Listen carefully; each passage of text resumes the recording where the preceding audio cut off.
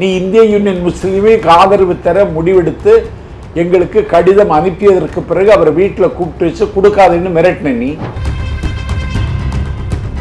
இந்திய கம்யூனிஸ்ட் கட்சியும் மார்க்சிய கம்யூனிஸ்ட் கட்சியும் நாங்கள் எடுக்கிற முடிவைத்தான் விடுதலை சிறுத்தைகள் எடுப்பார்கள் என்று சொன்னதற்கு பிறகு தொல் திருமாவளவன் சித்தரஞ்சன் சாலைக்கு செல்லுகிறார், அண்ணன் ஸ்டாலினை சந்திக்கிறார், அவர் பின்வாங்குகிறார், தயக்கம் காட்டுகிறார். எங்கள் தோழர்கள் தத்தளிக்கிறார்கள். தூங்கல தம்பி. நாங்கெல்லாம் அதிமுக ஆட்சி அமைக்க ஆதரவு கொடுங்கன்னு சொன்னாங்களே, உதயநிதி சொல்லியிருக்காரு, நான் எடப்பாடியிட்ட மன்னிப்பு கேட்க தயார், எந்த விலை தந்தாலும் இந்த தாவைக்கா வரக்கூடாது, விஜய் முதலமைச்சர் ஆகக்கூடாது, எடப்பாடியிட்ட மன்னிப்பு கேட்க தயார், திமுக ஆதரவு கொடுக்கும் அப்படின்னு சொல்லியிருக்காரு. என்ன அரசியல் இது? ஆனால் எதிர்கட்சி தலைவராக இன்னைக்கு உதயநிதி நியமித்திருப்பது திமுக செய்திருக்கிற ஒரு மிகப்பெரிய தவறு. தவறுகளின் வரலாறே திமுகவின் வரலாறாக மாறிவிட்டது. சீனியாரிட்டியை மதிப்பவனாக இருந்தால், சின்சியாரிட்டியை ஒப்புக்கொள்ள இருந்தால் பெரியசாமி தான் சரியான சாய்ஸ். அண்ணன் கே நேருவை ஆக்கி இருக்க வேண்டும். ஒரு குடும்பத்தின் கோரப்பிடியில் சிக்கி திமுக தவிக்கிறது என்பதுதான் தமிழ்நாட்டு மக்களினுடைய கவலையும் குற்றச்சாட்டு. யார் என்ன சொன்னாலும் உதயநிதி தான் எதிர்க்கட்சி தலைவர் என்று இன்னைக்கு முடிவெடுத்திருப்பதன் மூலம் திமுக ஜனநாயகத்தை நம்பவில்லை என்பதற்கு அது அடையாளம். அதனால இன்னைக்கு சட்டமன்றம் களை இழந்து விட்டது. ஒரு எதிர்க்கட்சி தலைவராக இருந்து பணியாற்றுவதற்கான எந்த தகுதியும் தம்பி உதயநிதிக்கு இல்லை. உதயநிதிக்கு என்ன தெரியும்? அவன் சட்டமன்றத்திலே நம்பிக்கை வாக்கு விடுங்கன்னு தூங்கி விழுந்தாருங்க. நீங்க பார்க்கலையா? அதை ஏன் தூங்குற? அப்ப நீ தூங்காம வந்தியா? எதிர்கட்சி தலைவரே அசம்பிளியில தூங்குறான்னா நாடா இது?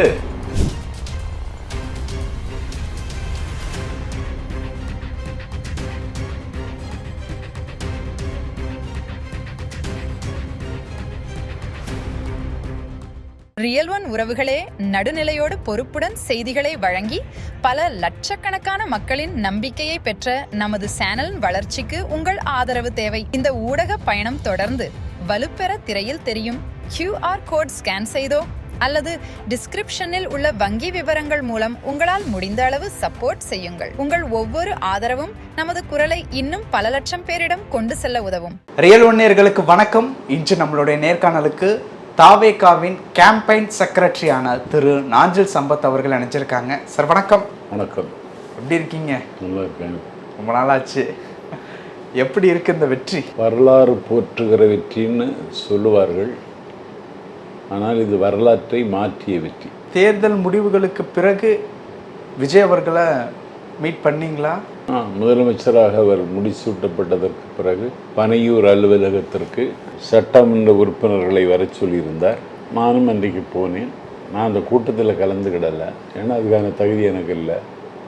தலைவர் வந்தோடனே அவரை பார்த்து ஒரு பட்டாடை பொருத்தி, உங்கள் கட்சியில் இணைந்த இன்றைக்கு நீங்களும் முதல்வராகலாம் என்கிற புத்தகத்தை பரிசாக தந்தேன், இன்றைக்கு முதல்வர் ஆகிவிட்டீர்கள், மனம் கனிந்த வாழ்த்துக்கள் அப்படின்னு சொல்லிட்டு வந்தேன். ஒரு அமைதியான ஒரு விஷயம்தான். அதிகம் பேச மாட்டாது எப்போதும்.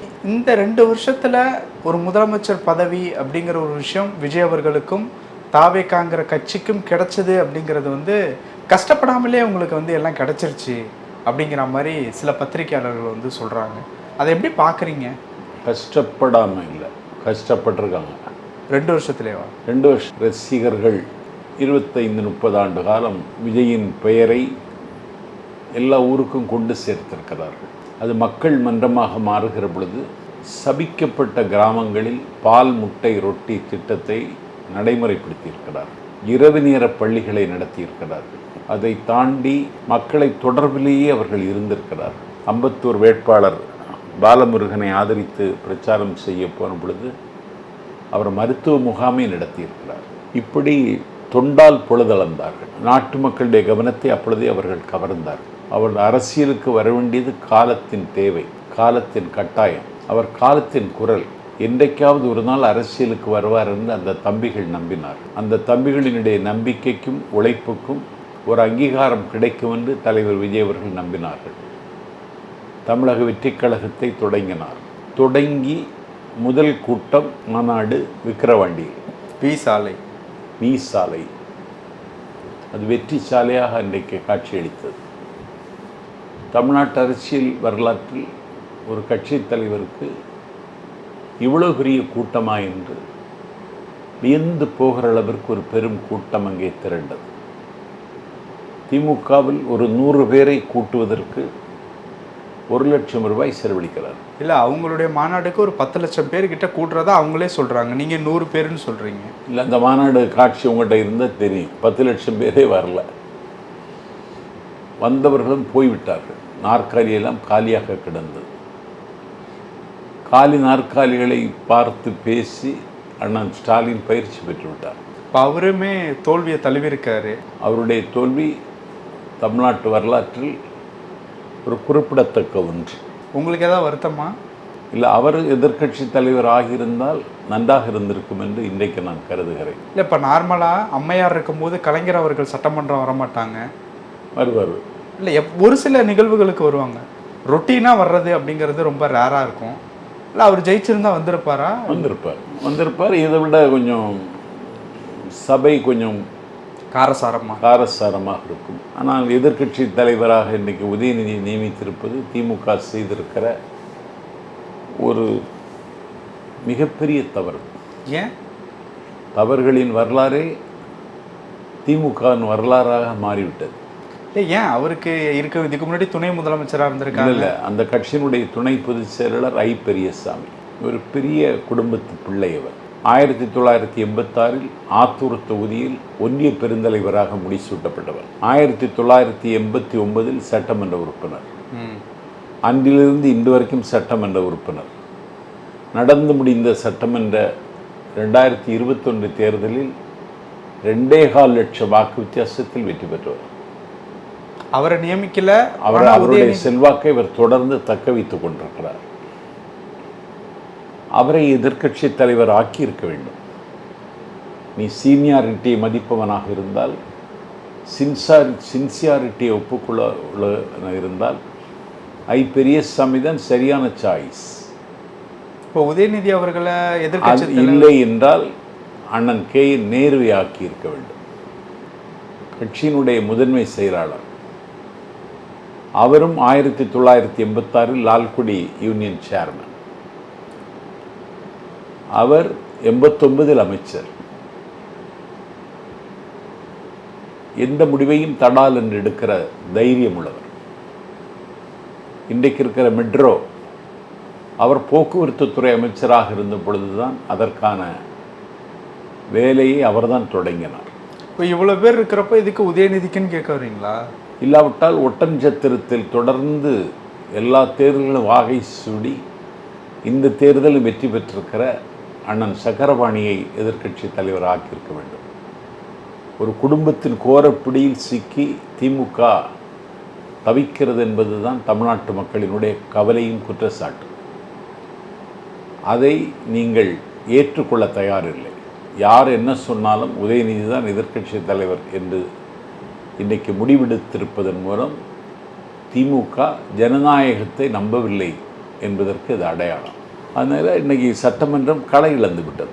ஒரு எதிர்க்கட்சி தலைவராக இருந்து பணியாற்றுவதற்கான எந்த தகுதியும் தம்பி உதயநிதிக்கு இல்லை. அவர் கேட்குற கேள்விகள்லாம் பார்த்தீங்களா, ரொம்ப தெளிவாக இருக்குது, புரியும்படி இருக்குது. ஒரு கேள்வியும் தெளிவில்லையே. இல்லைப்பா, என்ன கேள்வி? அதை நான் சொல்கிறேன். இப்போ என்ன அப்படின்னா, தாவேகாவுக்கு எதிராக 65% பேர் வாக்களிச்சிருக்காங்க.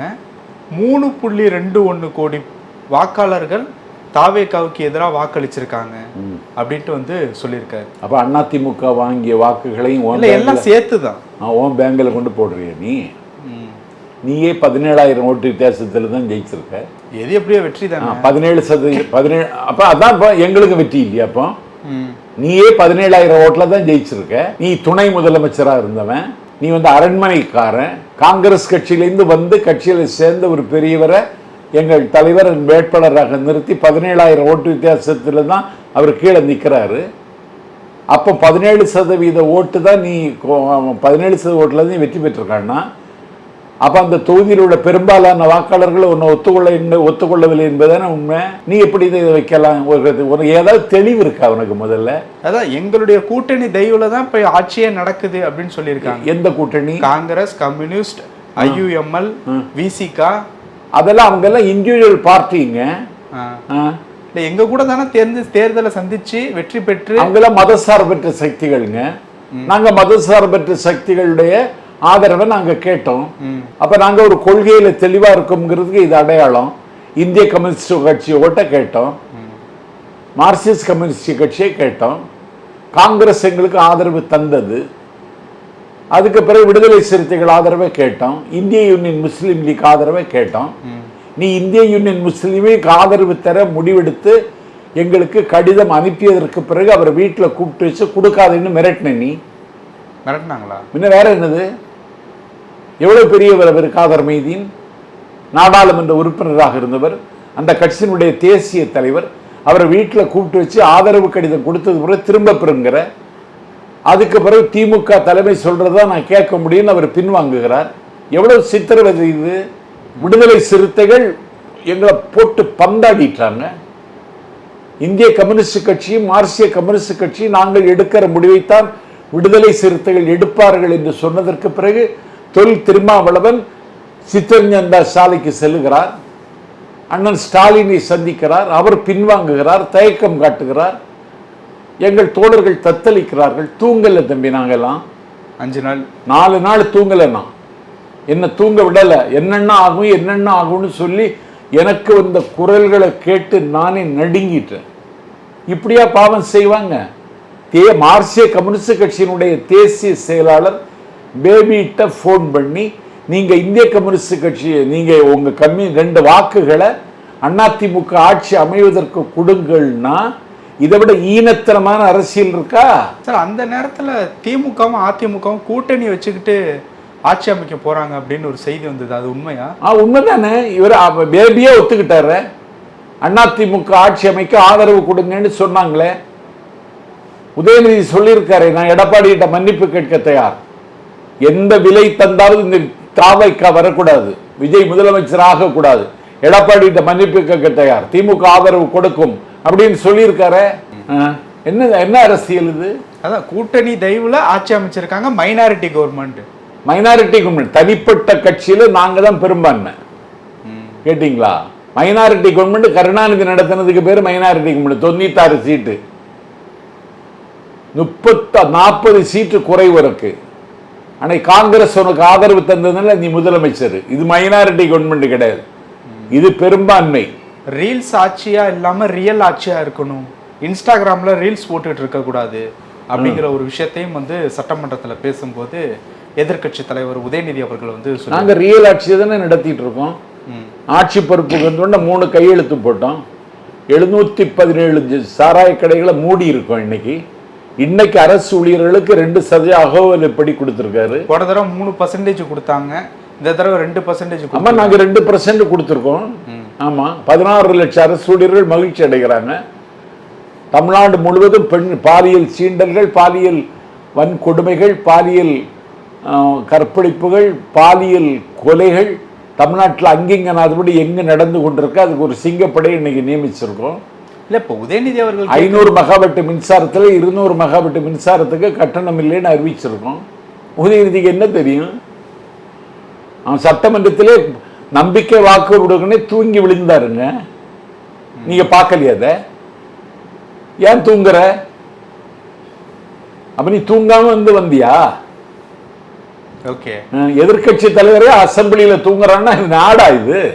இல்ல இன்னொரு விஷயம் என்ன சொல்றாங்க அப்படின்னா, இப்போ இருக்கக்கூடிய ஒரு சிச்சுவேஷன் படி பார்த்தோம் அப்படின்னா தாவைக்கா கவர்மெண்ட் நடத்திக்கிட்டு இருக்கதே மறைமுகமா ஸ்டாலின் கவர்மெண்ட் தான். அந்த கூட்டணியினுடைய ஆட்சி தயவு அப்படிங்கிற மாதிரி ஒரு விஷயம் சொல்றாங்க. இன்னொரு ஒரு விஷயம் என்ன அப்படின்னா, அந்த கூட்டணி உங்க கூட இருக்கும்னு என்ன கையெழுத்து போட்டு தந்திருக்காங்களா? மதசார்பற்ற சக்தி அவங்க கூட நாங்க வச்சோம். இல்ல அவங்களே சொல்றாங்களா சார், நாங்க ஆதரவு தரோம், ஆனா நாங்க என்ன திமுக கூட்டணியில தான் இருந்துக்கோ. நிலைமை மாறாதா? நிலைமை மாறும் தம்பி, சரித்திரம் திரும்பும். ஏன் முதல் கையெழுத்து மகளிர் அனைவருக்கும் பஸ்ல இலவசம் அப்படிங்கிற ஒரு கையெழுத்தை போடாம இதுக்கு போடுறீங்க? அதை நம்பி தானே மக்கள் உங்களுக்கு ஓட்டு போட்டாங்க அப்படின்னு சொல்லிட்டு உதயநிதி அவர்கள் கேட்டிருந்தாங்களே, இதை எப்படி பாக்குறது? அதை நம்பிதான் ஓட்டு போட்டாருன்னு உதயநிதிட்ட மக்கள் சொன்னாங்களாமா?